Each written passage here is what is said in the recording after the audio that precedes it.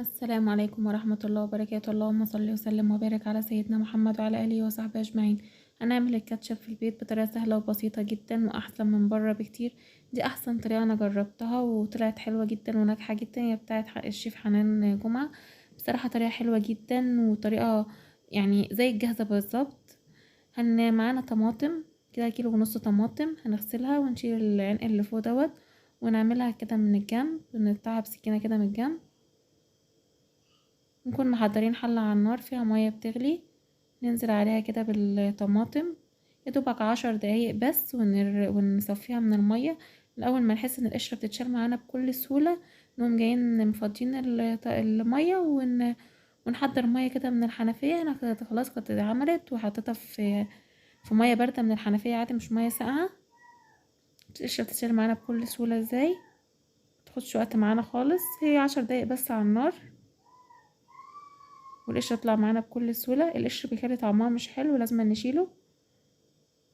هنا قشرت كل الكمية، هنقطعها كده بسيط عشان نعرف نضربها معانا في الخلاط او الهاند بلندر اللي متاح عندك عشان تتضرب معانا بكل سهولة. هنضربها بقى كده كويس كأننا بنعمل عصير طماطم بالظبط.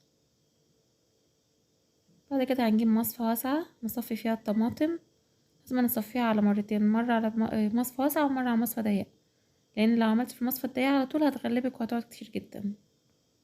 هنا هنرمي كل البذر ده طبعا مش هنحتاجه في حاجة. هنا هصفيها على المرة التانية اهوت في المصفى الضيقة بقى، هي بتاخد وقت شوية بس بتطلع النتيجة حلوة في الاخر.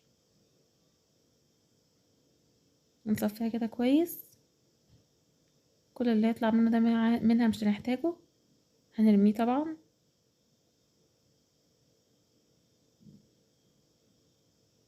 انا بوريكم ده مش محتاجينه اهوت. هصفي بقى كل الكمية، انا صفيت كل الكمية. هنجيب حلة نحطه فيها، نحط معلقة نص معلقة ملح ومعلقتين سكر ومعلقة توم باودر ومعلقة بصل باودر وفنجان خل، وهنقلبهم كويس ونرفعهم على النار.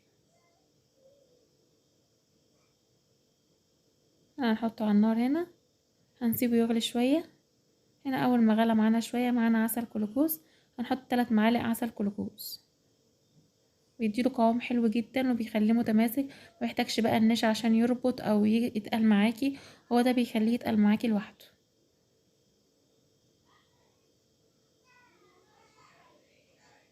حلو جدا ويعجبك جدا. هنا خلاص كان وصل القوام اهو، شايفين تقل معانا ازاي ومش محتاج نشا ولا اي حاجه.